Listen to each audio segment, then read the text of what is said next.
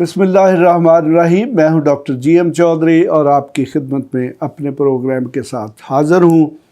آج کل ہماری سیاست میں چونکہ بڑی تیزی کے ساتھ تبدیلیاں ہو رہی ہیں،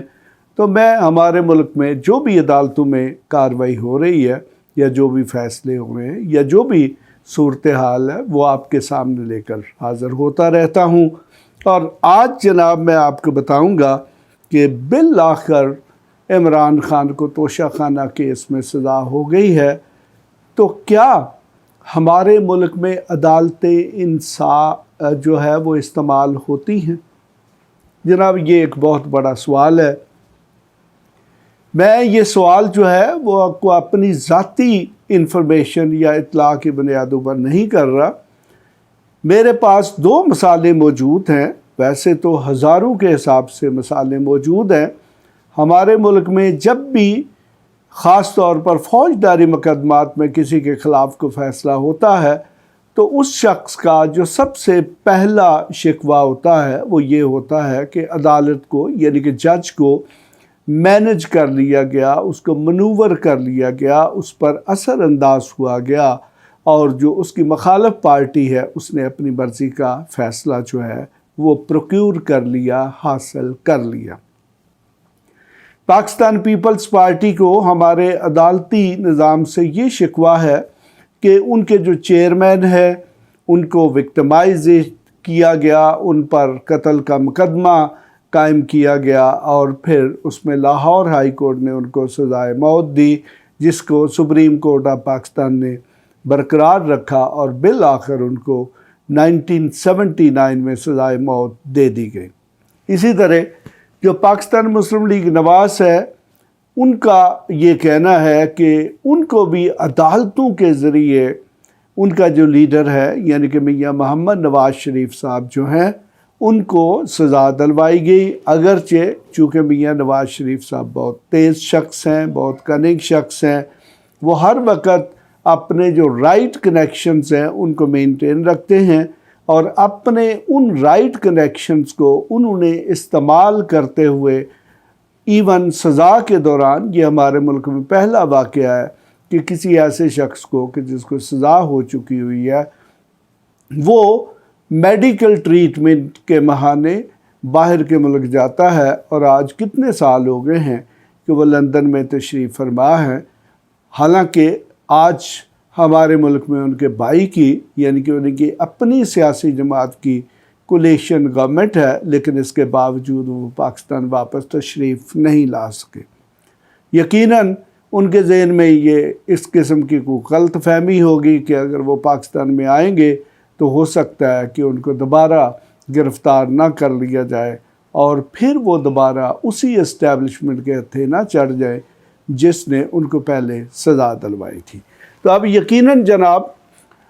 جو پاکستان تحریک انصاف کے چیئرمین جناب عمران خان صاحب ہیں، جب سے ان کا یہ ٹرائل توشہ خانہ کیس میں شروع ہوا تو پہلے دن سے ان کو شکوہ تھا کہ یہ جو جج ہیں یعنی کہ جناب ہمایوں دلاور صاحب جو ہیں وہ مینج شدہ ہیں اور ان کو کسی قسم کے انصاف کی امید نہیں، بلکہ انہوں نے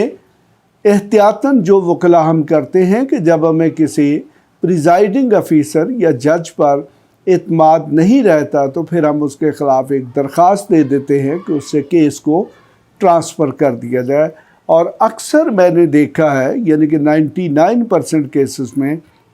اس قسم کی جو ٹرانسفر کی درخواستیں ہیں ان کو الاؤ کیا جاتا ہے اور کیس کسی دوسرے جج کے پاس ٹرانسفر کر دیا جاتا ہے، جبکہ اس کے برعکس عمران خان صاحب کی جو درخواست ہے وہ الاؤ نہیں کی گئی اور ان کو یہی کہا گیا جی کہ آپ کے کیس کا فیصلہ یہی جج کریں گے۔ بہرحال الٹیمیٹلی انہوں نے اسلام آباد کے ہائی کورٹ کے جو چیف جسٹس ہیں ان پر بھی عدم اعتماد یعنی کہ لیک آف کانفیڈنس کا اظہار کیا کہ ان سے بھی ان کو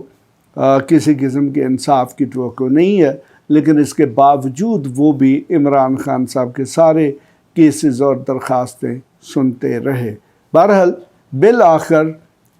جناب یہ 5 اگست کو جبکہ قوم ایک طرف کشمیریوں کے ساتھ ہزار یکجہتی منا رہی تھی تو دوسری طرف بڑی تیزی کے ساتھ، حالانکہ اسلام آباد ہائی کورٹ نے یہ آرڈر کیا تھا کہ جو کیس کی مینٹینیبلٹی ہے اس پہ جج جو ہے آرگیومنٹس دیکھے گا، سنے گا، اور اس کے ساتھ ساتھ جو عمران خان صاحب گواہ پیش کرنا چاہتے تھے ان گواہوں کی درخواست پر بھی نوٹس کیے تھے۔ اور عام طور پر یہ ہوتا ہے کہ جب اس قسم کی صورتحال ہو، جب کسی بڑے کورٹ میں یعنی کہ ہائر کورٹ میں کسی کی کوئی درخواست پینڈنگ ہو تو اس صورت میں کیسز کو ملتوی کر دیا جاتا ہے جب تک کہ اس درخواست کا فیصلہ نہ ہو۔ لیکن اس کیس میں جو ٹرائل جج یعنی کہ جناب ہمایوں دلاور صاحب ہیں، انہوں نے بڑی تیزی کے ساتھ اس کیس کا فیصلہ کیا، اور بلکہ میری اطلاع تو یہ ہے کہ اسی دن ہی وہ برطانیہ کے لیے روانہ ہو چکے ہیں، جہاں پر ان کو ایک دوسرے جج جو ہیں ان کی جگہ پر ٹریننگ پر نامینیٹ کیا گیا۔ بہرحال اس کے پیچھے کیا محرکات ہیں، ان جج صاحب کی ٹریننگ کو کیوں کینسل کیا گیا اور ان کو کیوں بھجوایا گیا، یہ تو اب تاریخ فیصلہ کرے گی، اور تاریخ یہ بھی فیصلہ کرے گی کہ کیا یہ سارے کا سارا جو ٹرائل تھا یہ منوورڈ تھا، یہ مینج تھا، جس طرح پاکستان پیپلز پارٹی یہ الزام لگاتی ہے کہ ان کے جو چیئرمین ہیں ان کے خلاف عدلیہ مکمل طور پر مینج تھی۔ اور اس کے بعد ایک سٹیٹمنٹ بھی آئی جو کہ ایک سابقہ چیف جسٹس ہیں نسیم حسن شاہ صاحب، انہوں نے بھی یہ کہا کہ جو بھٹو کا ٹرائل ہے اس میں شاید کسی قسم کی زیادتی ہوئی تھی۔ اور اسی طرح جو پاکستان مسلم لیگ نواز ہے، ان کا بھی یہ کہنا ہے کہ نواز شریف صاحب کا جو ٹرائل تھا وہ مینج تھا، بلکہ وہ تو یہ بھی کہتے ہیں کہ ان پر ایک سپروائزر جج مقرر کر دیے گئے جنہوں نے یہ سب کچھ شاید مینج کیا۔ بہرحال جو بھی ہے، اب یہ ہماری تاریخ میں یہ تینوں سیاسی جماعتیں جو ہے ان کے پاس اپنے اپنے وکٹمائزیشن کے کیسز ہیں۔ اب یہ وقت آئے گا، اب یہ تاریخ اس چیز کا فیصلہ کرے گی اور تعین کرے گی کہ کیا واقعی ہمارے ملک میں جو پاپولر لیڈرشپ ہے اس کو راستے سے ہٹانے کے لیے کوئی مافوق الفطرت فورسیں یا نہ نظر آنے والی قوتیں جو ہیں وہ متحرک ہوتی ہیں اور پھر جو پاپولر لیڈرشپ ہے اس کو راستے سے ہٹا دیتی ہیں۔ بہرحال یہ تو تاریخ کے معاملات ہیں، ابھی